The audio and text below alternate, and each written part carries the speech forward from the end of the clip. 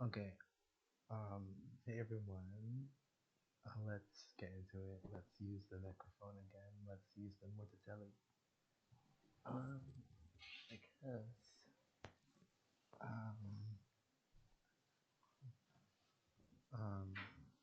let's just make sure. Oh my god, yummy! Yay. Thank you.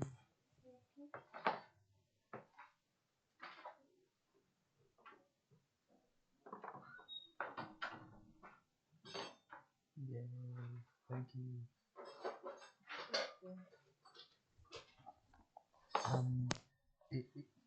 If there's any extra plum crumbles, could I have one? Okay, thank you. For hot dessert. There's totally gonna give it to me. So I think I tried to time that, kind of, but not really.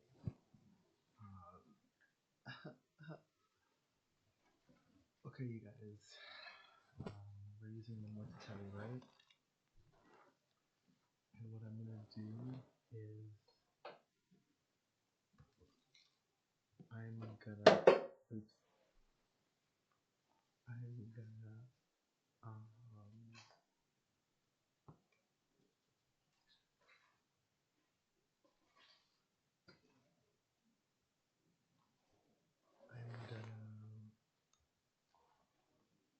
we're gonna have dinner together. So we're gonna have dessert first. That's just this is a vanilla black bean gelato.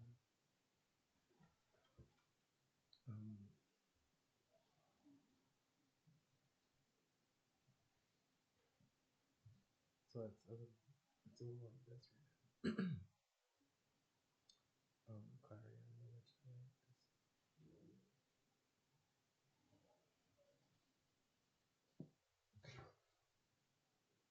right? It's just coming up to 6 p.m. This is the 15th, the 4th, April 15th, 2025, 21:25. And we're gonna summon the MORTEM.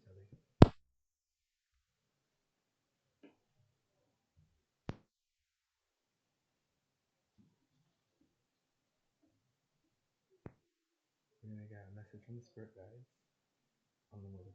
Okay.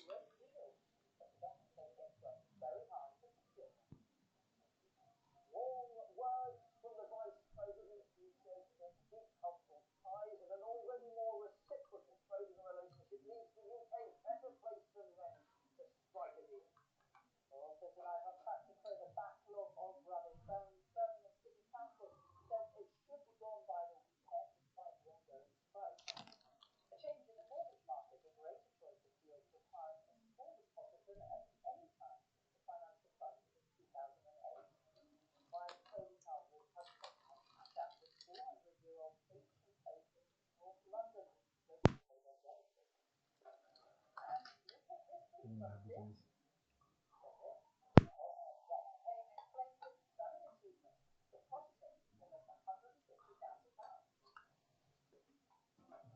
if you start, sorry. The mega machines that work underground as HS2 gets closer to completion. We get an exclusive look at this huge project in East County.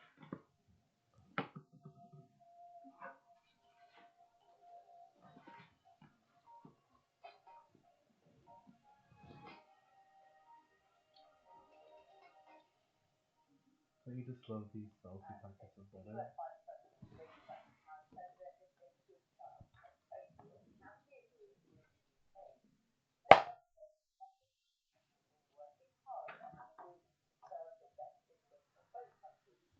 Industry Minister Sarah Jones says the UK is in a good position to give details on what it's going to reach. In a moment, we'll talk about economic exercise. This last week, the research said that John Sudworth in Washington has more. Well, Sophie, these comments from JD Vance came to the UK website unheard, and amid the global onslaught of President Trump's tariffs, there will be some comfort for the UK government in all of this. He said, we are certainly working very hard with Keir Starmer's government. I think there's a good chance that we'll come to a great agreement of mutual interest. J.D. Vance went on to say that there are very deep cultural ties, and in particular, President Trump feels those ties. He said that he Water, loves cooked the chicken, Queen, that he is an onion, admirer, potato, and that he cabbage, loves cream, the King. And he celery, also said that vegetable given that oils, the UK-US trade relationship is already more salt, reciprocal roast than many chicken others, this carcass, leaves the UK in a thyme, better position sugar, to strike that deal. Some will see a softening of tone on pepper, this, Sophie, tomato especially given those puree, comments carrot last juice month when concentrate, J.D. wheat Vance juice suggested that concentrate. Donald Trump's economic plan for Ukraine provided better security and guarantees than some random country that hasn't fought a war in 30 or 40 years, widely seen as a direct criticism of Britain and France, the main sponsors of that potential peacekeeping arrangement for Ukraine. Mr. Vance denied that he was making that criticism. But nonetheless, even if this is a sort of a warning of the rhetoric coming out of the White House, there will be others who see pause for thought about the real impact of Donald Trump's trade war on the UK special relationship. Because Mr. Vance, in that interview, also had this to say. He said, we are not on anyone's side, we're on America's side, he said. Sudworth in Washington, thank you. Let's talk to our economic editor, a warning. Hopes are red. What does this deal mean? Yeah, warm words are important and will have been welcomed by the government. But the real question is, what does the Vice President, what does the UK side mean by the said deal? We talked a lot about US and UK trade deals during the sort of Brexit negotiation era. This is not that. We're not talking about a zero tariff deal across all goods because of the controversies over things like medicines pricing and on farm standards too. The idea behind this was that there would be a much more narrow economic field on things like artificial intelligence, technology and science. But the quid pro quo here was that it would avoid the levying of tariffs by the US. And they have done that already at 10% and 25% for cars. And if you ask quietly in the White House, it doesn't seem like that's up for negotiation for any point. The question is, what are we actually negotiating? And this comes at the exact same time that, rather quietly, the government is also preparing for a EU-UK summit where it may do some sort of warmer deal on higher license. These two things could cross over and impact each other, and we should get the reveal tonight. Okay, thank you. Meanwhile, China's President Xi Jinping is on what's been called a charm offensive across Southeast Asia, visiting Vietnam, Malaysia, and Cambodia. The capital's companies in China say they could be badly hit by the ongoing trade war with the US. The Trump administration put tariffs of 145% on most Chinese imports earlier this month. Beijing later responded with its own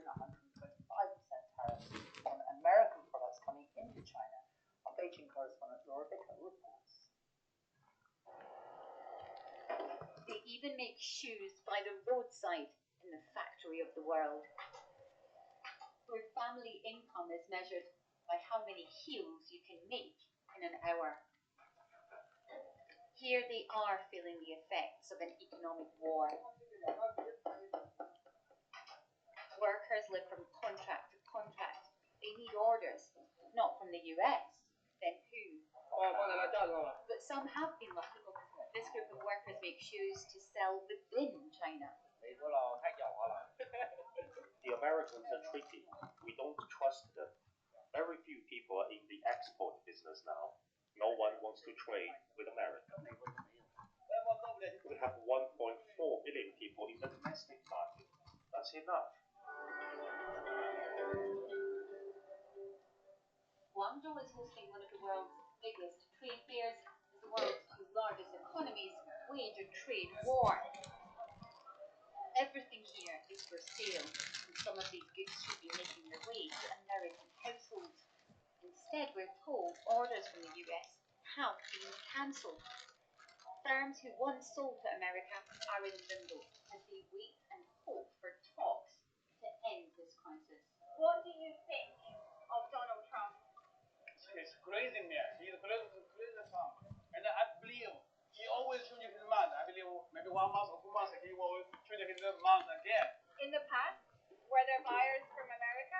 Yeah, like last year, April, like 20%. This year, zero. Nothing. Nothing.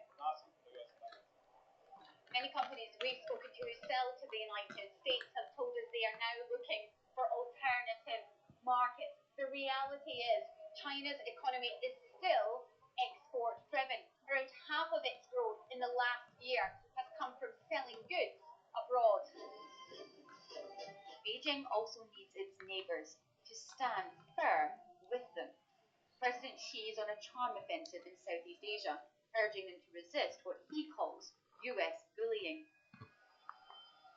China remains defiant, a show of pride as it starts to feel some pain. Goods once bound for the US are piling up in these ports. This country can withstand Donald Trump's onslaught of tariffs, but it doesn't mean it won't hurt. Laura Vicker, BBC News, Guangzhou. Birmingham City Council says it's on track to clear the backlog of uncollected waste this week, despite its ongoing dispute with the Unite Union.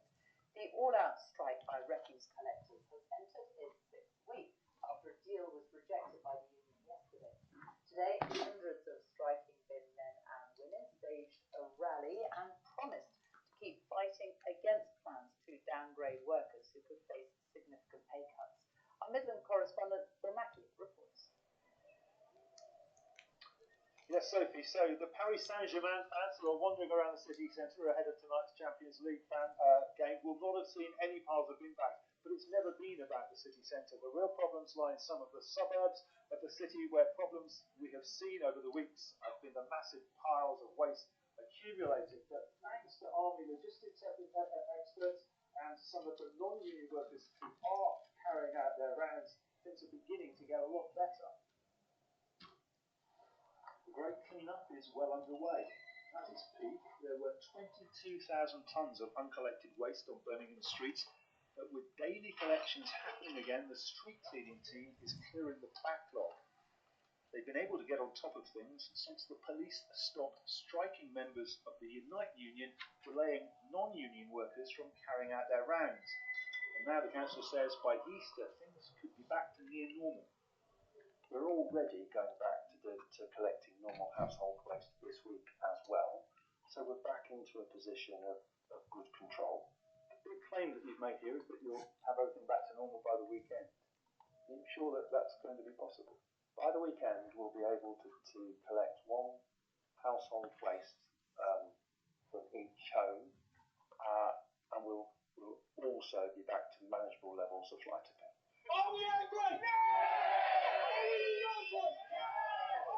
Hundreds of Unite members were staging a rally outside the council house today after rejecting the offer of a one-off payment if they agreed to go back to work under new conditions. Although talks will resume tomorrow, it doesn't feel like the two sides, the City Council or the Striking Unite members, are any closer to reaching a deal than they were 6 weeks ago when they went out to an all-out strike. Sam's one of the workers who'd lose more than £6,000 a year because of plans to downgrade his role. He's got 5 children to support. 3 joined him today. I think we're looking down the barrel of losing money, to be fair. I think the council are adamant the way they want to go, and I don't think they want to go the way that it should be. How do you feel about that?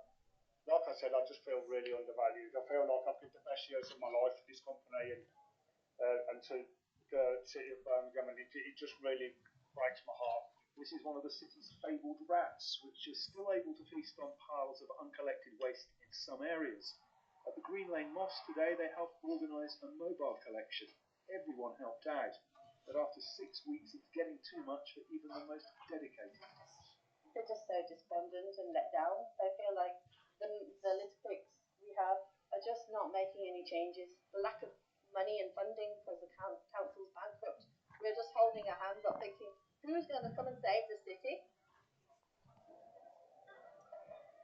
Well, the strike's going to carry on almost certainly beyond Easter, despite those talks resuming tomorrow. But things are getting better, as you saw it in my piece there. And that's because not everyone is on strike. And with the help of the Army logistics experts, they are able to start clearing up the backlog, which means that some of the sites we've seen over the past 6 weeks should start disappearing, and perhaps Sadia will finally see that some people are here to save the city. Phil, in Birmingham, thank you. Vital supplies needed to keep the blast furnaces alight at the British Steel plant in Scunthorpe has finally been delivered to the steelworks. The Business Secretary, Jonathan Reynolds, says supporting British Steel is the right thing to do, even though it's currently making huge losses. The plant had been days away from running out of raw materials, threatening the UK's ability to make its own virgin steel. Here's Fiona Trott. It's here, the most talked about delivery in the UK. Tons of coking coal and iron ore to keep the blast furnaces burning. We don't know how much it's costing, but we're told it's worth it. The kind of support we're now putting in place for British Steel is better value for the country, better value for the taxpayer, than offering hundreds of millions of pounds for significant job losses in a way we weren't quite confident that transformation programme would deliver what we need for the future, or potentially being here today talking to you about thousands of people having lost their jobs with a cost to the exchequer to support those people at well over £1 billion.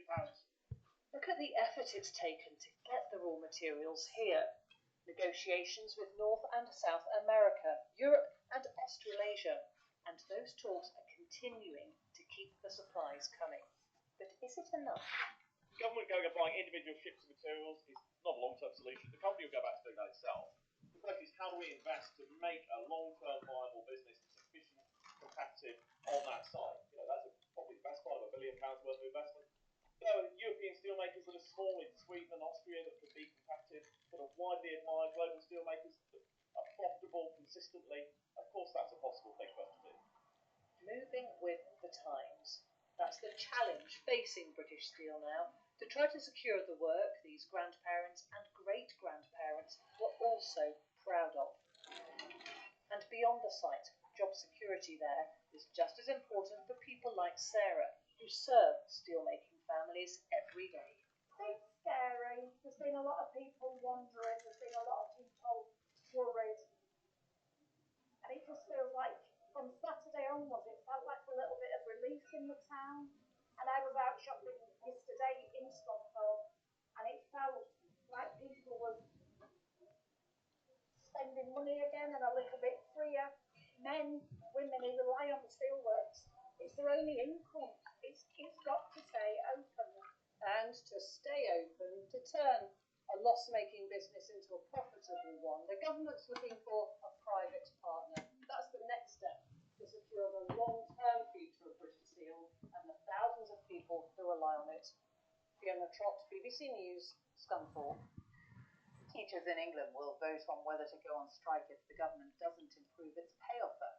The Department for Education has recommended a 2.8% rise from September, but the National Education Union, the largest in the country, has decided to ballot members on walkouts if that isn't increased at its conference in Harrogate, where our education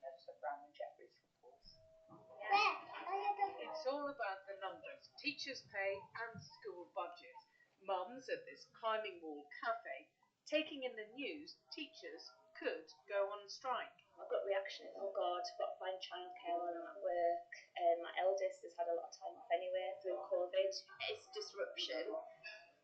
But I do understand for the teachers, like, how else do they get their point across? Especially when they've got really strict with fines for holidays and things like that, and then you think, oh, actually, when they're striking. Today saw an opening move from the union, asking for an increase above inflation and funding to pay for it. The union leader arguing it's what schools need. You have to bear in mind that we are in the midst of a very deep recruitment and retention crisis, for which pay that's been held back is a significant part of its driver. What would you say to parents who now fear the prospect of more teacher strikes? No teacher wants to take strike action, but there is nothing as disruptive actually at the moment as an underfunded education system. The government will make its formal pay offer in early summer, and it's at that point that the real negotiations will begin. The union leadership will decide whether to ballot for industrial action, and for parents the earliest prospect of teacher strikes is in the autumn term. Teachers got 5.5% this year with money from government. Next year the offer is 2.8%, paid for out of school budget. If they improve their offer as into funded, that would be massively important, and I think a lot of the delegates would see that as a step forward. We have colleagues who absolutely love working in our school, but as a result of pay not being where it needs to be, have completely left the profession. The main reason they are leaving is just because they're just not valued. I think Eloise, a maths graduate, got 4 approaches about non-teaching jobs last week.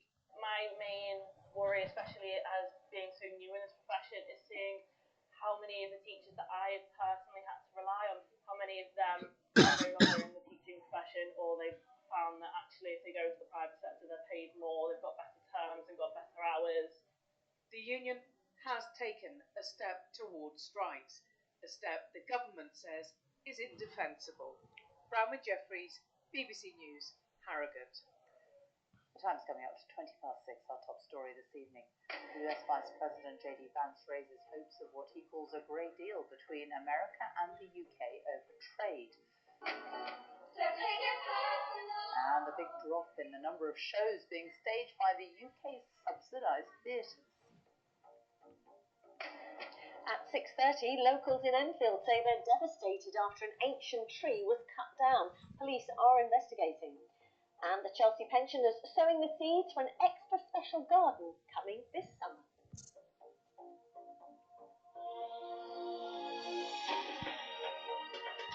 There have been some changes in the mortgage market. New figures show there's a greater choice of products requiring a smaller deposit than at any time since the financial crisis in 2008. The extra choice is a boost for first-time buyers who don't have much in savings. And some major lenders have said they plan to reduce some of their mortgage interest rates. Here's our cost of living correspondent Helen Beach. Rising utility bills, soaring rents, new stamp duty demands, all as house prices go up. There's plenty to stretch the patience and finances of prospective first-time buyers like 30-year-old Doug. When I grew up, I thought one of the normal things is to get married, have kids, and buy a house around the time of being 30. Hey. I mean, I'm back. Yeah. How are you? I'm okay. How are you? Yeah. Yeah. I never. Any pain or anything? Yeah, still pain. Yeah. Oh, I have your paracetamol and Ciprox antibiotics. Thank you. You're welcome.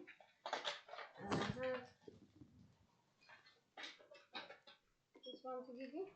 Yeah.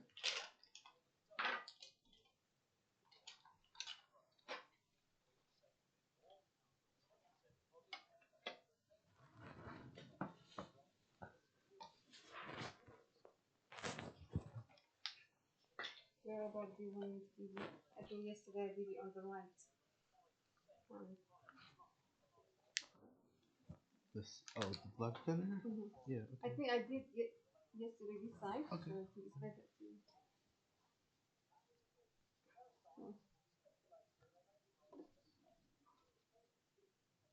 Stamp, stamp. Yep, that's okay. That's alright.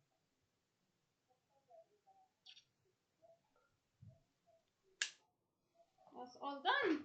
Thank you. You're welcome.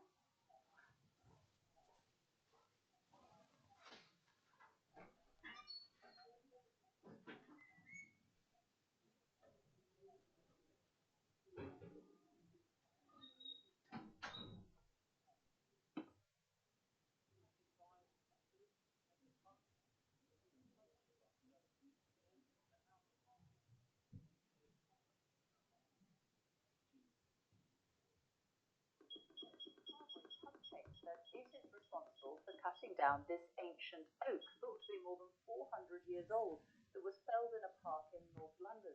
Council workers discovered what had happened last week when they found the tree's trunk still standing, surrounded by its severed branches.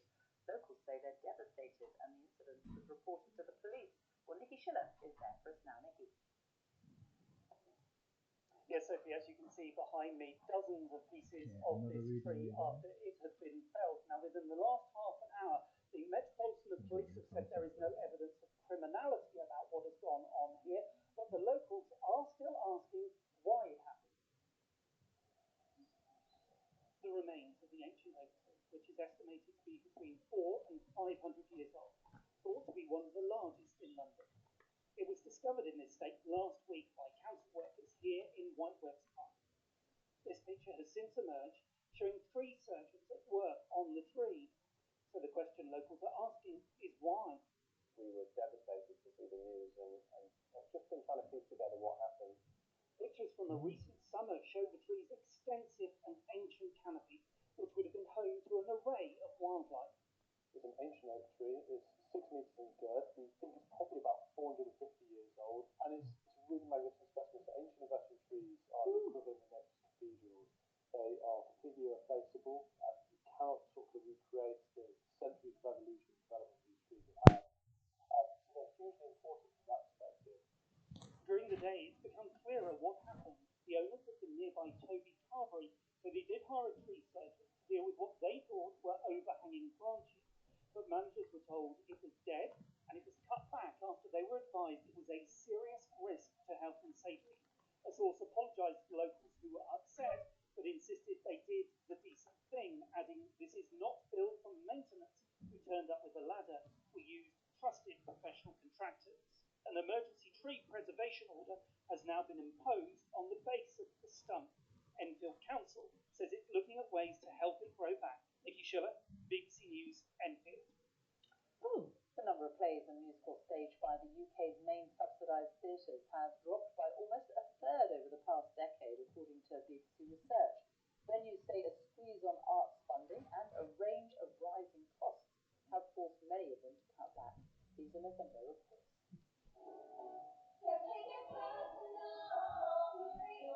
Rehearsals for Muriel's Wedding the Musical, one of this year's highlights at Leicester's Curve Theatre. But productions like this at theatres across the UK have become fewer and fewer over the past decade, with companies everywhere feeling the financial pinch. First of all, we've got standstill public investment, and indeed local authorities have reduced public investment in many theatres up and down the country. There's rising costs across the board, whether it's the increase in national insurance through to the costs to make shows like we've got on stage today. So it really is an incredibly challenging time for theatres right across the UK. Research carried out by BBC News suggests that in 2014, the public-funded theatre companies opened 332 original productions. By 2024, that number had fallen to 229, a drop of 31%, nearly a third. With so many areas under financial pressure, why do people here think that regional theatre particularly matters? Regional theatre matters because it's important to be able to tell stories from different people, different cultures across the UK, and not just London, where theatre is mainly concentrated, and just gives opportunity for different people, different backgrounds to tell their stories. More than that, so many of the stars we see on screen today, as well as many of the craftspeople behind the scenes, have come through regional theatre. It's been a pipeline that's produced so many leading figures, not just on stage, but in the world of TV and film.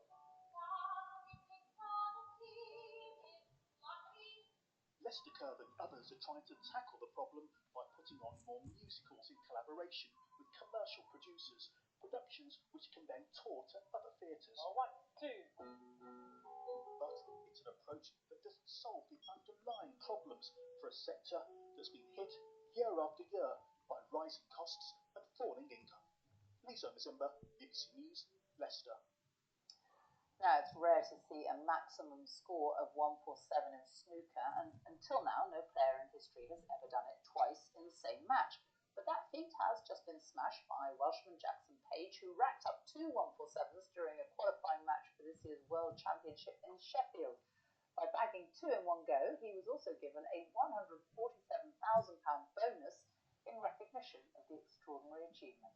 He's been speaking to the BBC about writing his place into the sports history book.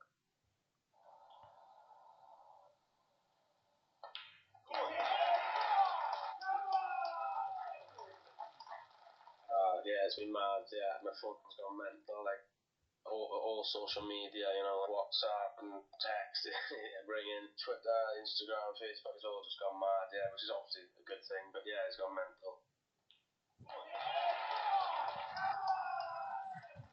Basically, it's the perfect break in snooker. You have to play every red with a black every time. You got to play red, black for 15 times, and then you pop yellow, green, brown, blue, pink, black, the colours at the end. Yeah, you basically just got to be perfect to be a break building. You know, you can't really mess up at all. So, yeah, it's not easy.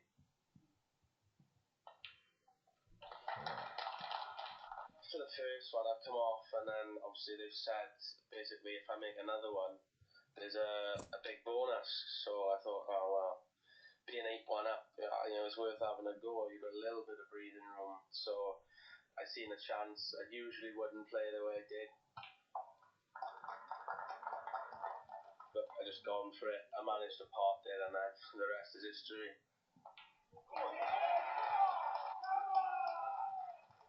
Jackson Page making snooker history. Now, a herd of elephants showed their natural instincts when a strong earthquake shook their zoo in California yesterday. The animals were seen rushing together to form a protective circle around their young. The zoo in San Diego said the move was intended to keep them all safe from threats. Well, the elephants returned to normal after a few minutes, but they did stay close together afterwards. Time for a look at the weather now. Dalano is here with us. Hello. Hi there, Sophie. Thank you very much. Good evening to you. It's been a bit of a wet day for some of us, particularly southwest England, Wales. Got some Met Office yellow warnings in force for the next couple of days for wet weather in some areas. Tomorrow we'll see that area of rain pushing northwards, but the sunshine will appear across southern areas. Now this is the culprit, this area of low pressure. It's quite a vigorous area of low pressure with a tangle of weather fronts. One moved northwards early this morning. This is the wet weather I've been talking about across the southwest quadrant during this evening and overnight. It's turned windy as well across more southern areas. Further north it'll be a little bit drier, but there could be some low cloud mist and fog, particularly north sea coast of northeast England and perhaps into eastern Scotland. Those temperatures ranging from around 7 to 9 degrees. Now tomorrow we'll see the windy and the wet weather spilling northwards across the UK. Could be quite wet for Northern Ireland, North Wales, Northern England, Southern Scotland, but the sunshine will appear across the south. 1 or 2 showers around, but it should be mostly dry. I can nudge temperatures up to around 16 or 17 degrees. Cooler further north though when we have the breeze, the cloud and the rain. That low pressure scoots northward. So Thursday we've got an area of high pressure building in. Not a bad looking day I think for many of us. It'll start on the cool side. There should be quite a bit of sunshine around. Just a few showers. Northern and western Scotland, Northern Ireland, perhaps Wales and southwest England. But the vast majority should be dry. And with all that sunshine, it could be up to around 17 or 18 degrees in the southeast. And then into Good Friday, we see another area of low pressure moving up the western side of the country. That will bring outbreaks of heavy, persistent rain, fairly strong winds too. But the bulk of the country, central and eastern areas, will in fact stay dry with some good spells of sunshine. Again, temperatures high teens in the sunnier spots, cooler out west. And then into the weekend, it's looking mixed. It's not going to be a washout by any means. There will be a few showers around. Probably the best of the weather on Easter Sunday towards the west, perhaps into Easter Monday. It looks like it could be a little bit wetter. That's it from me, so. Thank you. And that's it from the BBC News at 6. The news continues here on BBC One. It's time to join our colleagues across the nations and regions for the news where you are. Goodbye. Thank you and good evening to you. On BBC London, we'll have more reaction to that ancient oak tree that's been cut down in Enfield. Plus, we bring you an exclusive look at the mega machines at work underground as the HS2 rail route gets closer. How are you? I'm good. Thank you. I'm still here, so I haven't won nothing. Give it time. Yeah, give it time. That's the only thing that I never get to say, like when the things happen. But it's usually never like too late. No. Good things come to those who wait. And sometimes it does just take it. Yeah. You made me laugh. Just a second. Larry Lamb chats to us about how Thank his you very life on much. screen has inspired his first novel.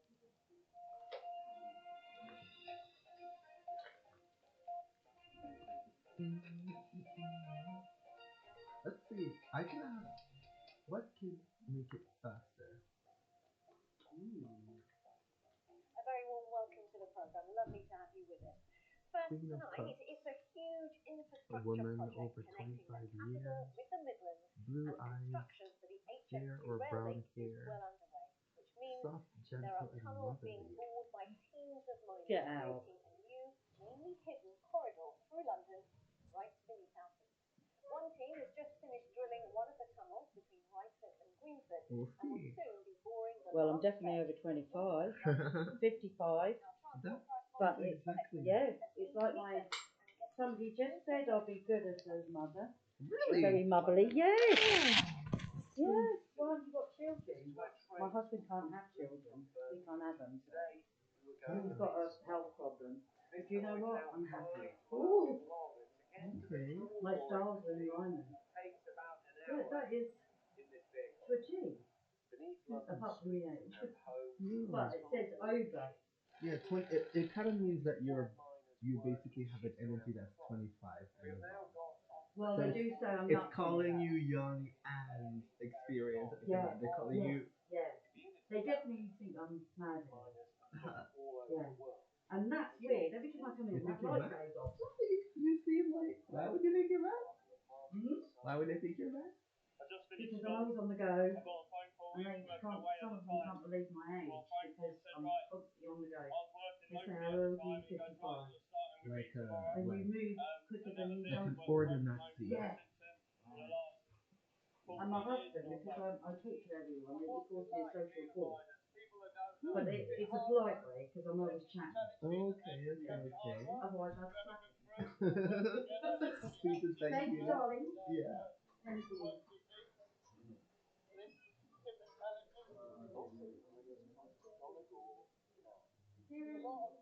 Irish Donegal miners, why is that? Just big tunneling community back home, where I'm from. All the young lads here, once their dads or anything, who are related. So it runs in families then, does it, mining? So, yeah, well, from where I'm from anyway, it does. A lot of people. The tunnel boring machine keeps on track using lasers. Huge conveyor belts remove the spoil. This section is nearing completion. A lot of things has gone well, but in tunneling there's also a lot of exciting things. I mean, already the geology that we mining through is quite heterogeneous. We were mining along the London Basin, so we had geology for chalk, flint, bits of Necrophone, sand. So the geology itself has some surprises, and we never know exactly what is happening underground. So the time comes as easy. We are now 30 metres below Greenford, and Ruislip is 5 miles in that direction in a straight line. These Norfolk tunnels are now 93% complete. Soon these tunnellers will turn their attention to the remaining tunnels to Euston. It's really positive to achieve what we've done on this bit of the tunnel. We've still got an awful lot to do both this year, what is going to be one of our most productive years in the civils contracts, and also the next few years as well. But yeah, I think this really sets us in a good place for delivering the Euston tunnel. Live in North West London, you won't know that this is going on below your feet. I mean, it's incredible, really. Absolutely. I mean, a lot of people who live in West London, we may have mines 20, 25 metres beneath their houses, their workplaces, native to their streets, and they wouldn't have been any the wiser as to what was going on down here. Trains won't be running through here for many years, but these engineers and miners on this vast project nearly completed another section. Tom Edwards, BBC London. Let's take a look at some of the day's other news now. The police watchdog is investigating the death of a man while in police custody in East London. A 45-year-old man died at Romford Custody Suite on the 2nd of April after he was arrested by officers a few days earlier. And Hertfordshire Police has confirmed it's treating the desecration of Muslim graves at a cemetery in Watford as Islamophobic. More than 80 graves, many of them belonging to babies and young children, were vandalised over the weekend at Carpenter's Park Lawn Cemetery, which is run by Brent Council. Now, as we've been hearing, an ancient oak tree, thought to be nearly 500 years old, has been cut down in North London. Locals in the area say they've been left devastated after the tree in Whitewebs Park in Enfield was felled. It was one of the capital's largest ancient trees. This afternoon, the company that owns the pub next to the tree said they ordered the work on health and safety grounds after it was told the tree was dead. The police say they've not found any evidence of criminality. Layla Hayes has more on this. Look at the size of that wood. They would have had to cut through. This is solid oak. It's been here for hundreds of years. This ancient oak tree at Whitewebs Park in Enfield has now been chopped down, leaving the local community shocked. And for the future? Devastated. Absolutely devastated. I've lost for words. Is that ready? Like this. It's such a shame. Oh, did I press it? No, I didn't mean to press it. Oh, you know, I think they said it was malfunctioning, and sometimes it yeah. Chloe. One of the largest ancient oaks in London.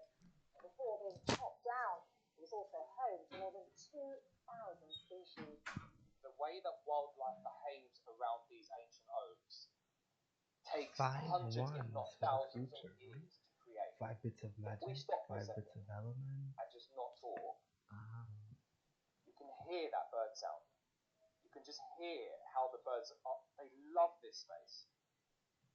You can't get that sound without trees like this. It doesn't exist.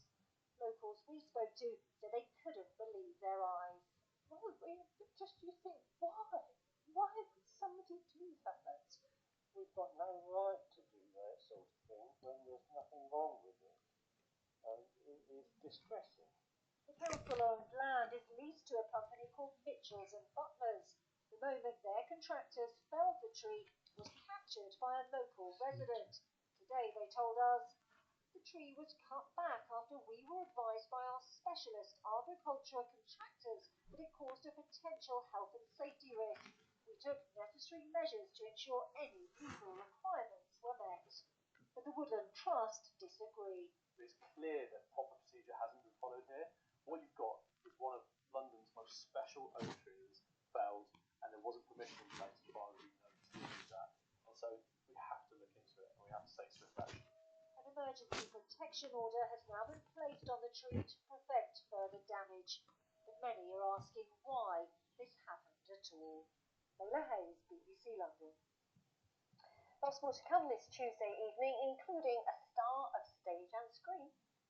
Coming up on BBC London, I'm going to tell you all about my new book and that extraordinary scene from Gathering Station.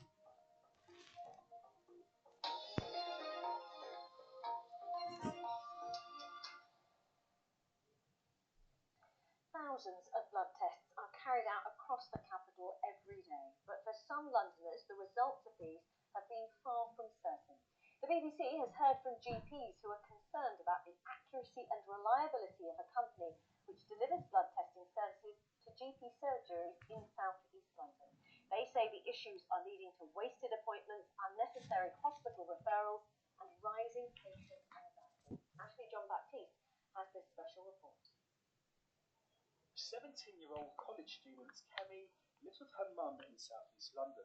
Last autumn, her health took a turn for the worse. I've been really struggling with heart palpitations and breathlessness and fatigue. anxiety, shaking, tremors. Kemi's GP ordered a blood test to diagnose her. After a 4-week wait, it came back with an error. My potassium's too high, which is not normal apparently. My GP said to me that my blood test had coagulated. So my NHS app said that one of my results was invalid due to a lab error. Kemi's GP is based in South East London, where blood tests are carried out by a pathology provider called Synovis. It's a private-public partnership between a company called SynLab and Guy's and St Thomas's and King's College Hospital NHS Foundation Trusts. With an unreliable result, Kemi's GP prescribed her vitamins and recommended another blood test. Waiting for that took a toll. I'm depressed. I'm anxious that something's going to happen to me before I get a diagnosis. Sorry. We've heard from 14 GPs across all the South East London boroughs. For all of them, cases of erroneous blood results with high levels of potassium is an ongoing problem. Yeah, thank you. Serious health consequences of high potassium in blood. GPs are having to address frequently in instances where they doubt the reliability of results. Dr. Shah, not his real name, Thank you is so one of much. those GPs. Potassium levels above 6, it can cause problems with the heart and heart rhythm disturbances that can potentially prove fatal. We started getting lots of results which were elevated potassium. It turned out that there were delays in collection of the samples from the GP surgeries, then to the labs, and delays in processing in the labs. You expect accuracy and you expect reliability, but you haven't got that. You're almost second guessing the results. According to the group that represents GPs across the capital, these problems are occurring in only one area. This is happening on a daily basis, on a clinic-by-clinic basis. I'm not being rung. I'm not having emails from anywhere in the rest of London. But what we've got in South East London with Synovis is systematic, serial concerns.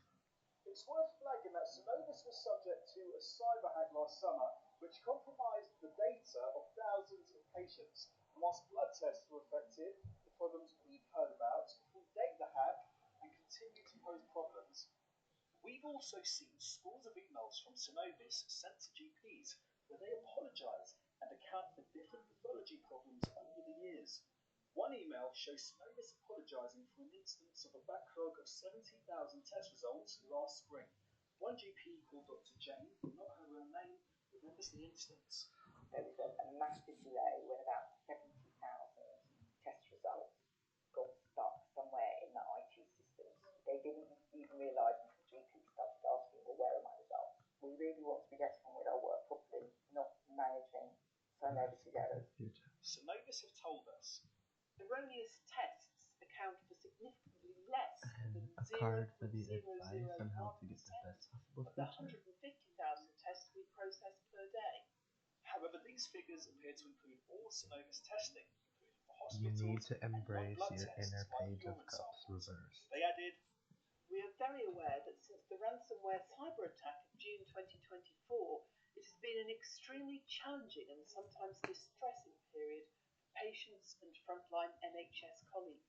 We are incredibly sorry for the inconvenience and upset caused to those affected. and whilst GPs are struggling, the issues are perhaps felt the most for patients like Kemi. It's not just a blood test. This is a matter between life or death. It really could be. Ashley John Baptiste, BBC London. Thanks for being with us. Still to come before 7. I'm at the allotments at Royal Hospital, Chelsea. Find out why the residents' green fingers and expertise in the garden are going to be used for a very special project. With the 80th anniversary of VE Day fast approaching, I'll be exploring the North London site where thousands gathered to celebrate on that joyous day in 1945.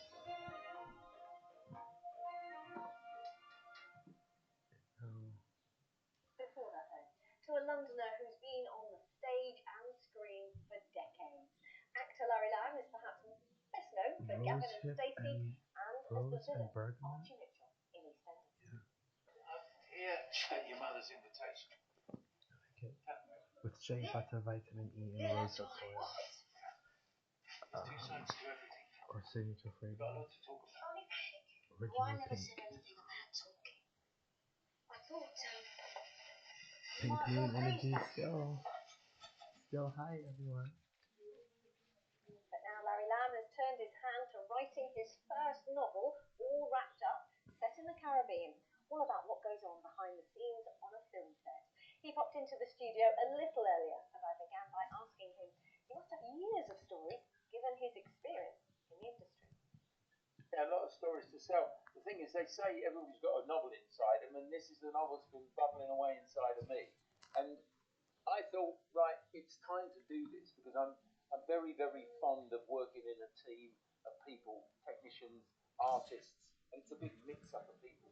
Do you think anyone might see themselves depicted in the book? They might do, but the likelihood is, physically, it might be that they think, well, that could be me, but character-wise, I'm completely different.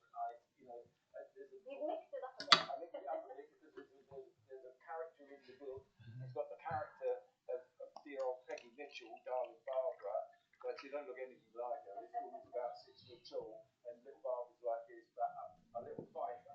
Somebody who's always looking after everybody. Yeah. You seem like you've really enjoyed it. Yeah, I did. All these characters coming out the end of my finger. Sometimes I can just at the point thinking, what's it going to be like? It's so important to me that people understand about the fact that films and television are made by working people. It's not made by stars or whatever. Stars are people you pay your money to go and see. But I think Rory any Marino. actor that's worked around, they know. Witch tongue for Rosemary. Now, Larry, I have to mention that scene in the Christmas special and finale of Gavin and Stacey, watched by millions and up for a BAFTA Memorable Moment Award, where Smithy asks Nick, your character, if he should marry Sonia. Here it is. Hi, Sonia. Take you, Neil. Hang on, wait.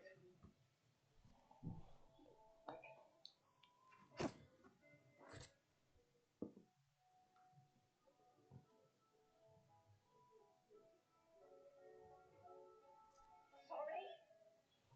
It's so emotional watching it. How did it feel for you doing it? Extraordinary. The only problem is you know the story, so you know what is going to be achieved or what you've got to do, and you know what you've got to do and why you've got to do it. But at the same time, it was a real, you got caught up in the emotion of the whole thing, without a doubt. Brilliant writing. Yeah, I mean, as I say, millions of people totally, engaged in it. You've done and achieved so much in your career. Can I ask, what do you say to that young boy born and brought up in Edmonton? What do I say? You could be very, very surprised, Sunshine. Black vanilla you with could be very surprised. orange The and world's sandy out there, it's out there to go and be a big part of. That's all I wanted to do. I wanted to sort of make something of myself, because it just didn't feel as if everything was going anywhere. I didn't know what I was going to do. I just wanted to be somebody, not necessarily famous, but achieve something. That was it. Such a pleasure to have you here on BBC London. Thank you, Larry. Thanks, Liz. Thank you. The talented and charming Larry Lamb. Now, it's nearly time for blooms to blossom across one corner of the capital, as garden growers and flower lovers flock to the Chelsea Flower Show next month. And this year, for the first time, the famous red-robed Chelsea pensioners will have their own garden too. There's been lots going on at the grounds of the Royal Hospital Chelsea, where the pensioners and gardeners have been busy planning since last week. Bridie Williams. The Chelsea pensioners are used to spending time in the allotments at their residence in central London, and now their passion for nature is being put to good use for their own garden at the Chelsea Flower Show next month. It's quite exciting to see what it'll have and what it'll look like, and it's great. It's been 12 months in the planning, with lots of pensioners contributing ideas of what the garden should look like, and they've had a little help along the way. The pensioners have the bright scarlet uniforms, are very public figures, and so the garden's going to have very colourful planting to reflect that. But when you go inside the garden, the planting will be much more textural. There'll be dappled shade and there'll be small blue flowers, and that will reflect the everyday lives of the pensioners. The allotments and green spaces at Royal Chelsea Hospital provide much more than a hobby for some. In brings happiness, contentment, and having access. It gives me a lot of well-being, and I've had suffered from severe PTSD, and that calms it right down, and so it's beautiful. Nature. It may be a patch of grass now, but this area is where the London Square Chelsea Pensioners Garden will be during the show, and it doesn't end there. As well as doing the project at the flower show, the garden's going to be relocated into the grounds of the Royal Hospital afterwards, and so it's a real long-term legacy project. This is Prince of Wales Court, the location of the permanent garden, and as you can see, excavation work has already started. There's holes that have been pre-dug ready for the trees to come in, because after the Chelsea Flower Show finishes, it's a meticulous process to bring everything here, and it takes around 4 weeks. To know that other pensioners to be able to use it and to be able to sit there with your family and friends and just relax. It's just what makes me so happy. Work begins on the show garden in the coming weeks, but the feeling of anticipation has already started. Bryony Williams, BBC London. Can't wait to see it. Now, next month, London will mark the 80th anniversary of VE Day, and across the capital, communities have started preparing their commemoration plans. One location in North London is hoping to recreate this extra special moment and want those who were there or have family stories of VE Day to join in. I'll let Chris Clegg explain. The wondrous scenes that greeted the end of the war in Europe in 1945 as people celebrated VE Day. This joyous photo was taken at Finchley Air Raid HQ, where 10,000 people gathered to party. On the site now known as Stephen's House and Gardens, plans are in place to mark the occasion 80 years on. We're hoping to recreate what happened on the 8th of May 1945. So we're going to fill that terrace and fill the lawn, hopefully with all those people. And who in particular would you love to see come along? Anyone who has any connection to that picture, who can turn up and say, well, that was my auntie, or that was me, or that was my granddad, or whatever. It would be great. How old am I today? I'm 101 years today. Local people like Laurie, once in the RAF, have also been invited to record their memories at Stephen's House wherever they spent VE Day. VE Day, I went to Buckingham Palace, outside Buckingham Palace, with tens of thousands of other people. And we were very happy, because the war in Europe had stopped, and we were grateful and happy. All the smiles and the thumbs up and the people in the back waving to make sure they're seen. Stephen's House are still keen to hear from anyone connected to their special photo. How does it make you feel when you get that photo? Well, I share it. I share it with our kids, you know. It really is quite incredible, and that's what prompted us really to see if we could do something to mark the fact that this house, having had a wartime history, could, you know, recreate in some way the joy of that day 80 years on. All are welcome at Stephen's House on Sunday, the 4th of May, as they seek to restage a freeze frame from Finchley 1945. Chris Clegg, BBC London. Great stuff. Well, it's just under a month until the 80th anniversary of VE Day, and we're really keen to share it with you. Tell us your memories or stories of that time. We're looking for your photos and treasured family stories from that time. Get in touch by scanning the QR code you can see on your screen there, or you can email hello@bbc.co.uk. And with that, let's get a check on the weather with Kate. And some rain for the gardens. You know, I put a positive spin on it, haven't I? Yes, we have. We very much needed that rain that we had overnight and through today as well. But it has been quite dull, hasn't it? We've had quite a bit of clouds. I've been looking for pictures with all the colour in them through our weather watchers today. Now, we have had these grey skies. We've had drizzle. We've had heavy rain. The flowers, of course, are still blossoming. We've had a few showers, 1 or 2 rumbles of thunder late on in the day as well. Quite disappointing, as because we were hoping the cloud was going to break this afternoon. That would have elevated our temperatures, but didn't really in time. So temperatures today got up to around 16 Celsius, but it has been breaking in the last couple of hours. So we've actually got some sunshine ahead of its setting. Then overnight tonight,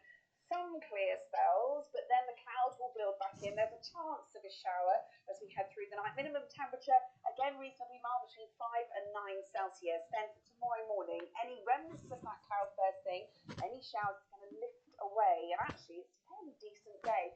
Still can't rule out a shower to start with, but post-lunchtime, it's looking dry and it's sunny. It is going to be quite breezy tomorrow. The wind is going to strengthen overnight tonight and stay with us through tomorrow. Temperatures around 16 Celsius. Now, the Thursday, it's looking like we've got high pressure. So at the moment, Thursday is looking dry and we've got some sunshine as well. Those showers staying very much where that low